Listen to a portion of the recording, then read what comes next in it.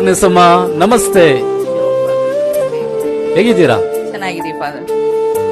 ನಿಮ್ಮಲ್ಲಿ ನಾನು ಒಂದು ಪ್ರಶ್ನೆಯನ್ನು ಕೇಳಲು ಬಯಸ್ತೇನೆ. ಏಕೆಂದ್ರೆ ನಾವು ಈ ಕಿರು ಕ್ರೈಸ್ತ ಸಮುದಾಯವನ್ನು ಆರಂಭಿಸಿ ಸುಮಾರು 3 ತಿಂಗಳಾಯಿತು. ಈ ಕಿರು ಕ್ರೈಸ್ತ ಸಮುದಾಯದ ಬಗ್ಗೆ ನಿಮ್ಮ ಅನಿಸಿಕೆ, ಮನದಾಳದ ಮಾತು ಹೇಳಲು ಬಯಸುವಿರಾ? ಹೇಳ್ತೀವಿ ಫಾದರ್. ಒಂದು ಒಳ್ಳೆಯ ಅವಕಾಶ ಫಾದರ್ ಮಾಡಿಕೊಟ್ಟಿದ್ದಕ್ಕಾಗಿ, ಈ ಊರಿನಲ್ಲಿ ಫಾದರ್ ಮಾಡಿಕೊಟ್ಟಿದ್ದಕ್ಕಾಗಿ ನಮಗೆಲ್ಲ ಒಳ್ಳೆಯ ಅನುಭವಗಳು ಸಿಕ್ಕಿದೆ. ಒಳ್ಳೆಯ ಪ್ರಾರ್ಥನಾ ಕೂಟಗಳು ಜೊತೆಯಲ್ಲಿ, ಎಲ್ಲರ ಜೊತೆಯಲ್ಲಿ ಬೆರೆಯಲು, ಅವರ ಕಷ್ಟ ಸುಖಗಳನ್ನು ಹಂಚಿಕೊಳ್ಳಲು, ಅವರ ಮನೆಯನ್ನು ಸಂದರ್ಶಿಸಲು ನಮಗೆ ಒಳ್ಳೆಯ ಅವಕಾಶ ಮಾಡಿಕೊಟ್ಟಿದ್ದಕ್ಕಾಗಿ ಫಾದರಿಗೆ ತುಂಬಾ ಧನ್ಯವಾದಗಳು. ಸ್ವಾಗ್ನಸಮ್ಮ, ತುಂಬಾ ಸಂತೋಷ. ನಿಮ್ಮ ಮನದಾಳದ ಮಾತನ್ನು ನಮ್ಮೊಂದಿಗೆ ಹಂಚಿಕೊಂಡಿದ್ದೀರಾ.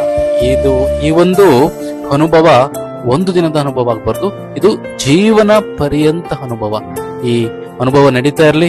ಇನ್ನು ಅನೇಕ ಆತ್ಮಗಳು ಈ ಕಿರು ಕ್ರೈಸ್ತ ಸಮುದಾಯಕ್ಕೆ ಬರುವಂತಾಗಲಿ. ವಂದನೆಗಳು ನಿಮಗೆ. Thank you father. Lourdu Mary, ನಮಸ್ತೆ. ಹೇಗಿದ್ದೀರಾ? ನಮಸ್ತೆ ಫಾದರ್, ಚೆನ್ನಾಗಿದ್ದೀನಿ ಫಾದರ್.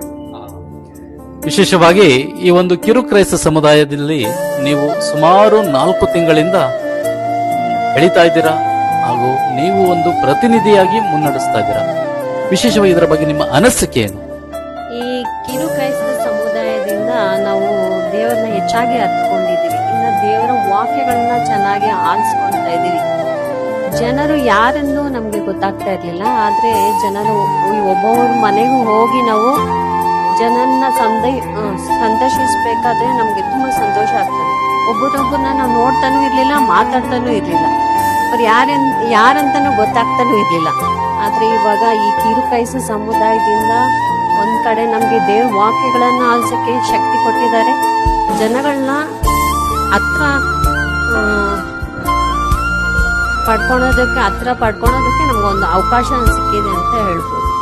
ತುಂಬಾ ಸಂತೋಷ ಲೂರ್ದು ಮೇರಿ. ಯಾಕೆಂದ್ರೆ ಇಂಥ ಅನುಭವವನ್ನು ದೇವರೇ ಈ ಒಂದು ಕೇಂದ್ರಕ್ಕೆ ಅಥವಾ ಧರ್ಮ ಕೇಂದ್ರಕ್ಕೆ ಬರಮಾಡುವಂಥದ್ದು ಮಾತ್ರವಲ್ಲ, ಇದರಿಂದ ನಾವೆಲ್ಲರೂ ಇನ್ನು ಅನೇಕ ಸಂಬಂಧಗಳನ್ನು ಬೆಳೆಸುವಂತಾಗಬೇಕು.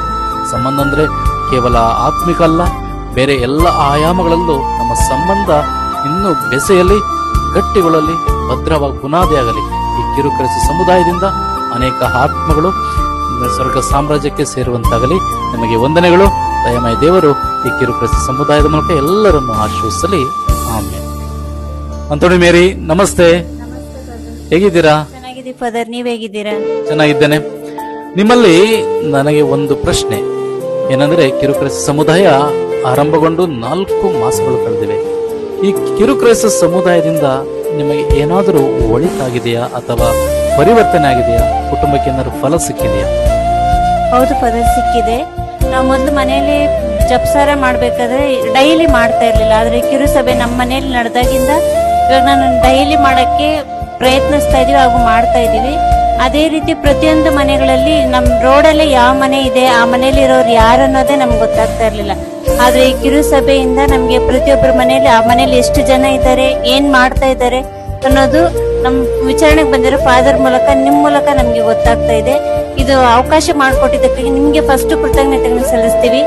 ಅದೇ ರೀತಿ ನಾವು ಇನ್ನೂ ಹೆಚ್ಚು ಮನೆಗಳಲ್ಲಿ ಹೋಗ್ಬೇಕು ಅಂತ ನಾವು ಕಾಯ್ತಾ ಇದ್ದೀವಿ.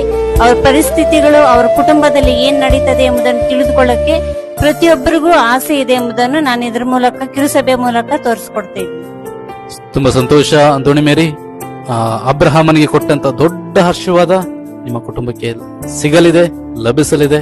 ಹೇಗಂದ್ರೆ ಅಬ್ರಹಾಮನ ಆಶೀರ್ವಾದವಾಗಿ ಬೆಳಗಿದ ಆ ಒಂದು ತನ್ನ ತಲತಲಾಂತ ಎಲ್ಲ ಕುಟುಂಬಗಳಿಗೆ ಆಶೀರ್ವಾದವಾದ ಅದೇ ರೀತಿ ಆ ಒಂದು ಫಲವನ್ನು ನೀವು ಅನುಭವಿಸಲಿದ್ದೀರಾ ಹಾಗೂ ನೋಡಲಿದ್ದೀರಾ. ವಂದನೆಗಳು. ದೇವರು ನಿಮ್ಮನ್ನು ಆಶೀರ್ವದಿಸಲಿ. ಈ ಕಿರು ಕ್ರೈಸ್ತ ಸಮುದಾಯದ ಮೂಲಕ ದೇವರ ಸ್ವರ್ಗ ಸಾಮ್ರಾಜ್ಯ ಇನ್ನೂ ಹಬ್ಬಿ ಹರಡಲಿ. ಮಾತ್ರವಲ್ಲ, ಅನೇಕ ಆತ್ಮಗಳು ಸ್ವರ್ಗಕ್ಕೆ ಸೇರಿಕೊಳ್ಳುವಂತಾಗಲಿ. Let the Holy Spirit guide us through this basic Christian community and the kingdom, the word be spread everywhere. ಇದಕ್ಕಾಗಿ ನಾವು ಪ್ರಾರ್ಥಿಸೋಣ, ಸಹಕರಿಸೋಣ, ಭಾಗವಹಿಸೋಣ. ವಂದನೆ. ಆಮೇನ್.